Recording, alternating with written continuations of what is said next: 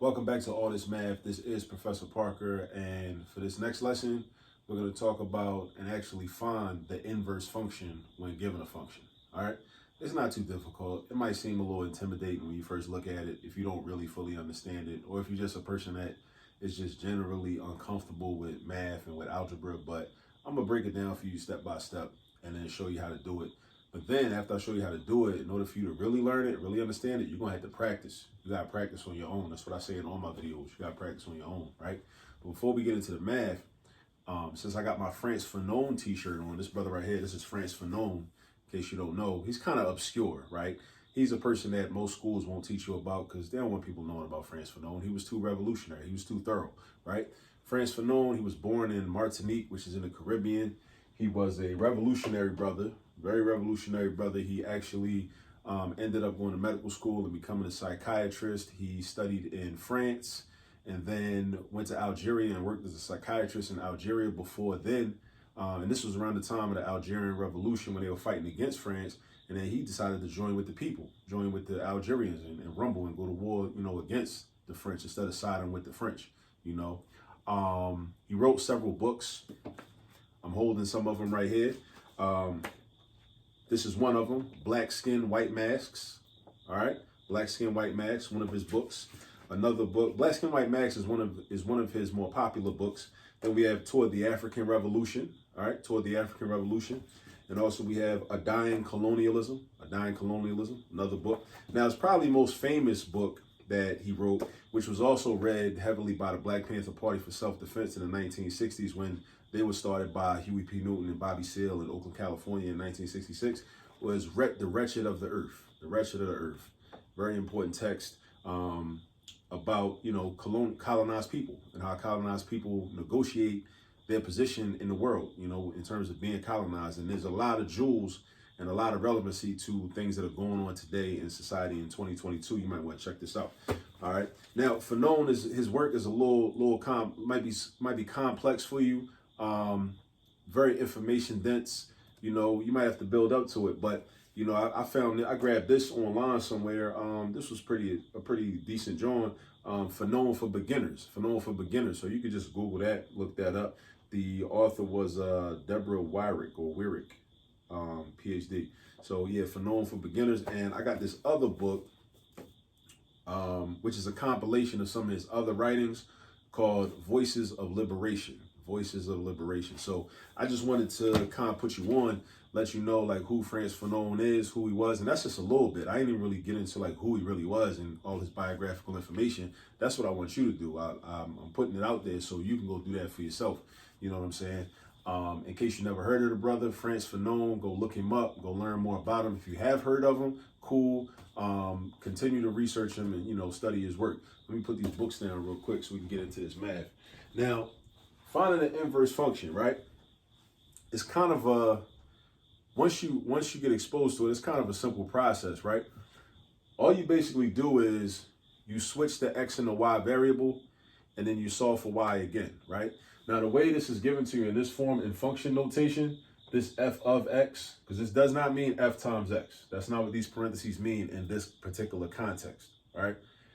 Parentheses can mean many things, but you got to know as a math student, you got to know what they mean based upon how the problem looks. So this don't mean f times x. This means f of x. This is basically the name of the function. The name of the function is f. And what we're saying is when you plug in or substitute a certain value for x, it's going to give you a certain value for the function. All right. So depending upon what you put in is what you're going to get out. Right. If you put a 5 in for x, then that means a 5 is going to go here. You're going to get a certain value. If you're going to put an 85,000 in for x, you put an 85,000 in for x right here, it's going to give you a different value, right? So whatever you put in is going to determine what comes out, all right, when you do the math. So, but to find the inverse, what we do is we switch the x and the y, right?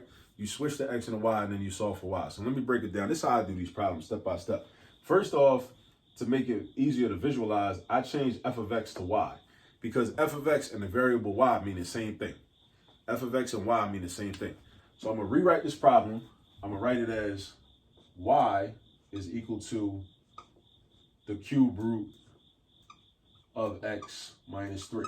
That's going to be my first step, right? Because I don't want to deal with function notation for now. I'm gonna deal with it again at the end of the problem, but for now, I want x's and y's. That's all I want, x's and y's. So you see I got an x and I got a y. I got an x and I got a y.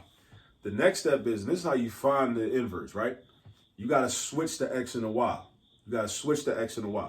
So that means the y is going to go here in the radical sign, and the x is going to go over here next to the equal sign. So this is going to become x is equal to the cube root of y minus 3. See what I did? See what I did? I switched the x and the y. I switched the x and the y. Now y is here, x is here. Now the actual work involved is for you to solve for y. All right. So you got to know the steps to solving algebraic equations. You got to know how to, eliminate terms and eliminate numbers and eliminate variables. You got to know that process and that protocol, right? So let me break it down. If my goal is to get y by itself, I first like to think about, well, if I'm trying to get y by itself, what do I need to get rid of? What do I need to get rid of? If I'm trying to get y by itself on the right side of the equal sign, I know I need to get rid of this -3. That's got to go. And I know I need to get rid of this radical sign because I'm not trying to solve for the cube root of y. I'm trying to just solve for y. That's all I'm trying to solve for. I want y all by itself, all alone, right? So I got to get rid of some stuff, all right? Now, there's a process to doing that. Like, first, I would get rid of this -3. Now, the way I get rid of the -3 is by doing the opposite operation from what -3 is involved in. -3 means -3. That's what -3 means, or this really is -3. -3 means you're subtracting. So I have to do the opposite operation to get rid of it. And because it's an equation, whatever I do on the right side of the equation, I also need to do it on the left side of the equation because we maintain balance. Balance, that's tied to like Ma'at, ancient Kemet, and all that, right? So over here, I got +3 on the right-hand side. Then over here, I'm at +3 on the left-hand side. This -3 or this -3 and +3, or -3 and +3, they cancel out and become 0. So now my equation looks like this. X plus 3 is equal to the cube root of y. X plus 3 is equal to the cube root of y. All right? X plus 3 equals the cube root of y. Right? So now, I'm getting closer. I'm getting closer. Now I got to get rid of this radical sign, the cube root of 3, or the cube root sign. I got to get rid of that. So the way I do that is I'm going to do the opposite of taking the cube root of something. The opposite of taking the cube root of something is to cube something or raise it to the 3rd power. So that's going to look like this. Boom, boom, to the 3rd power. But if I do that on the right-hand side, I also must do that on the left-hand side. So boom, boom, boom, like that, right? So now I got x plus 3 to the 3rd power is equal to y, right? Now what I'm gonna do is I'm gonna flip it around. I'm gonna flip it around because I like to have my y value on the left-hand side, just like I started out with f of x on the left-hand side and y on the left-hand side. So I'm gonna flip it around. I'm gonna write it up here. So I got y is equal to the quantity of x plus 3 to the 3rd power. So y is equal to the quantity of x plus 3 to the 3rd power. Now, this is the inverse, right? So we need to use inverse notation. So you go back to the original function, which was f of x, and you rewrite that as f of x, but you put a little -1 right here. Put a little -1 right there. That denotes inverse, right? That's not an exponent -1. Again, it depends on the context. There's a lot of different symbols we use in algebra, a lot of different symbols we use in math overall, and sometimes we use the same symbol, but a symbol in one situation might mean one thing, just like a symbol in another situation, the same symbol in another situation might mean something else. Just like with slang, there's a lot of phrases that we use that might mean one thing in one situation, but it might mean something different in another situation. Like if you say to somebody, "You good?" You ask them that question. In one situation, you might actually be showing compassion. You might be showing concern. That might be somebody you care about, and you're genuinely concerned about their well-being. But in another context, in another situation, you might be asking them if they try and rumble or something, right? So again, one phrase, but it can mean different things depending upon the situation, all right? So the same thing with this -1. In some situations, it means exponent, something raised to the -1 power.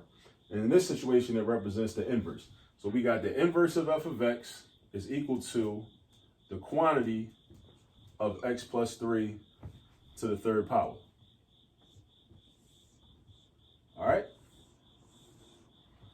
So that's that. All right, that's the first example. Now I think what I'm gonna do is I'm going to do a couple more examples. I'm gonna erase this and then throw another example up there.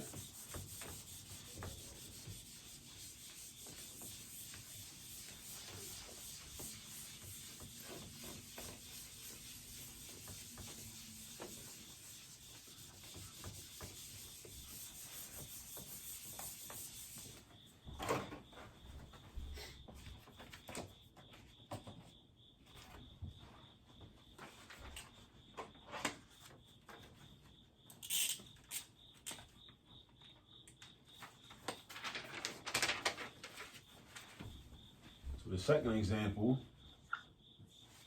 let's do this. Let's say, so we got the function h of x is equal to 2x cubed plus 3. All right, h of x is equal to 2x cubed plus 3. All right, so again, I'm gonna switch out of function notation and I'm gonna replace the h of x with a y. So now I got y equals 2x cubed plus 3. Now to find the inverse, what I got to do is I got to switch the x and the y, right? Matter of fact, hold on 1 second. Let me get a better marker.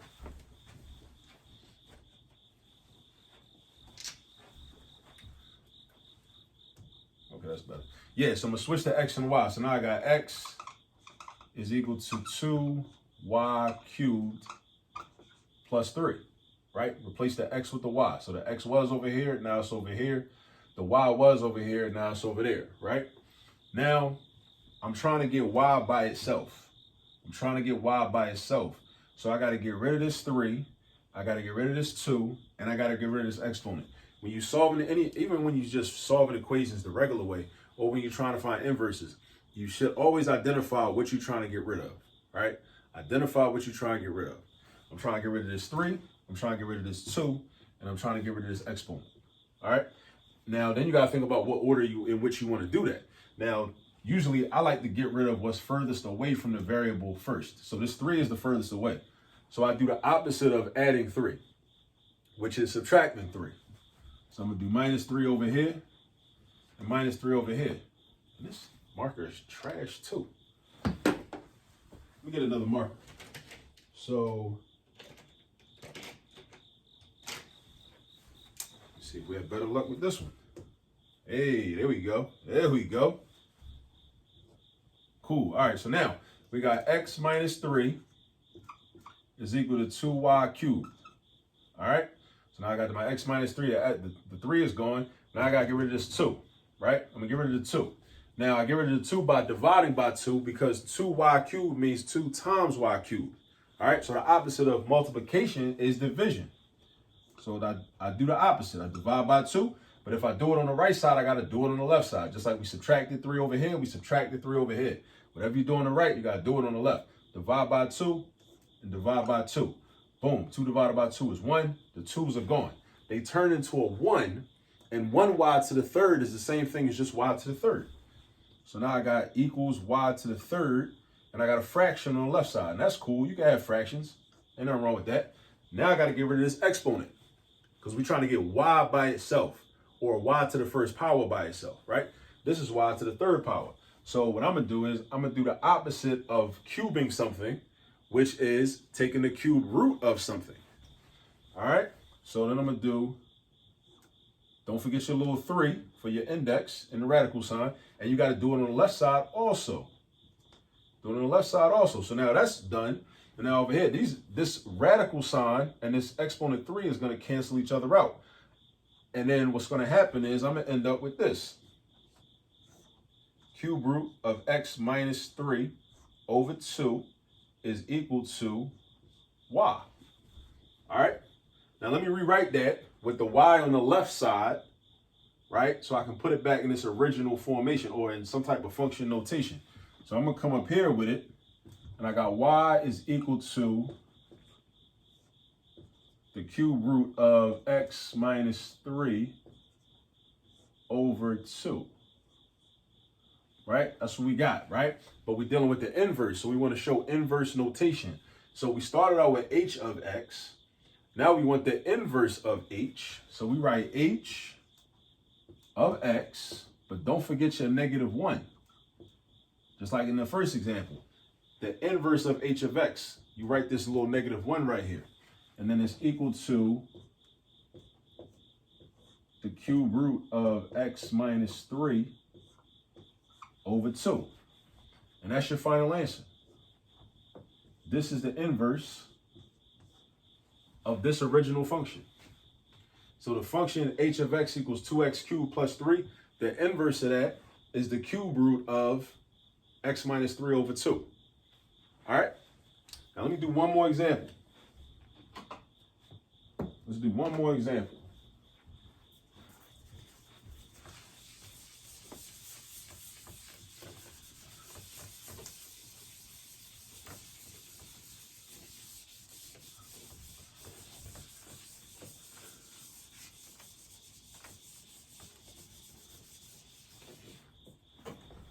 The next example we're going to do is, this is going to be our last example.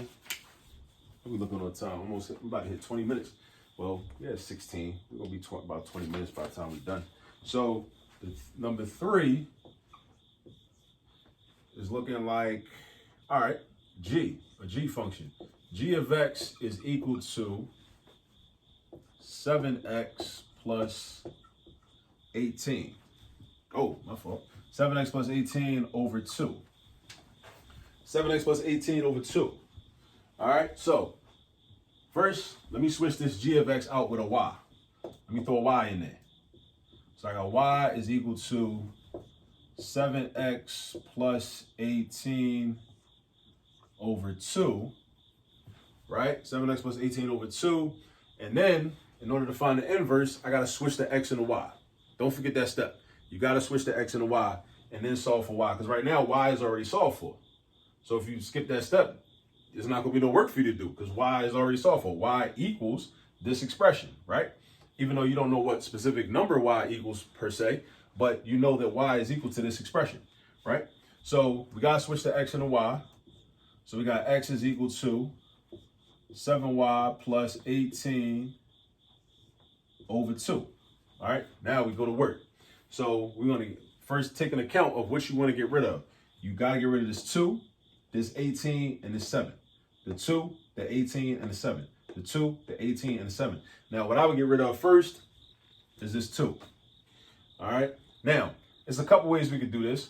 One way is to multiply by the 2 on both sides because this is dividing by 2. This represents division by 2. That's what this fraction bar means, division by 2. Now, one of the ways to get rid of 2, I mean, some teachers might tell you just cross multiply. You could do that. 2 times x is equal to 7y plus 18 because there's an invisible 1 underneath of this x. So 1 times 7y plus 18 is just 7y plus 18. You could do it that way. That's one way to do it. Or, let's, hold up, it's a little sloppy. Let me bring this x up so it's like up here. Or we could just multiply by 2 on the right side and multiply by 2 on the left side. That's essentially the same thing. It's just written differently. Now, when we multiply by 2 on the right side, we don't actually distribute the 2 to the 18 and the 7y. We don't do that. The only purpose of doing this is to get this 2 to cancel out. So if you got a 2 up top and a 2 on the bottom, they cancel out. That's basically doing 2 divided by 2. That's what you want because remember what your goal is. Always know what your goal is. Like when you're doing math problems, know the goal. The goal is to get y by itself. The goal is to get y by itself. So that means you got to get rid of everything else. Get rid of the 2, get rid of the 18, get rid of the 7. If I multiply by 2, the purpose of doing that is so I can get rid of this 2 right here. So over here, I got 2 times x, which is 2x, is equal to 7y plus 18. Now I got to get rid of 18 and 7, 18 and 7, 18 and 7. Now you got to decide what you're going to do first. Now, technically, it don't matter. You can get rid of 7 first if you want to. That's going to make the math a little ugly. You know what I mean? But I typically get rid of what's furthest away from the variable, right? And I would kind of work my way closer to the variable as I'm getting rid of things. So I'm going to get rid of this 18 next. So the opposite of adding 18 would be subtracting 18. So that's how I get rid of it. I do the opposite operation. You always want to do the opposite operation to get rid of stuff. So underneath of the plus 18, put your minus 18. And then because it's an equation, you want to stay balanced, right? Since it's an equation, let me slide over here so you can see the board. It's because it's an equation, you want to stay balanced. So if I subtract 18 on the right-hand side, I'm going to subtract 18 on the left-hand side. So that's minus 18 is equal to 7y. This 18 and this negative 18 going to cancel out. So now I'm going to rewrite it. I got 2x minus 18 is equal to 7y, right? 2x minus 18 is equal to 7y, right? Now, I got one last thing to get rid of. I got to get rid of this 7, right? Got to get rid of the 7. So the opposite of multiplying by 7 would be dividing by 7. So we do this. Divide by 7 on the right. And also, it's an equation. Stay balanced. Divide by 7 on the left. Divide by 7 on the right. Divide by 7 on the left. These 7s cancel out. Now I'm left with, let me see. Let me write it right here. 2x minus 18 over 7 is equal to y. Is equal to y because the 7s are gone. Well, that 7 is gone because it's divided by 7. So all I'm left with is y. So now let me rewrite this with y on the left-hand side. Let me write it up here. Y equals 2x minus 18 over 7. Y equals 2x minus 18 over 7. Now, put it in function notation. We started out with g of x, right? We started out with g of x. So we're going to have g of x, but it's the inverse, though. It's the inverse. So don't forget this negative 1. Don't forget that little negative 1. That's the inverse. So g inverse of g of x is going to be equal to 2x minus 18 over 7. All right? And that's the final answer.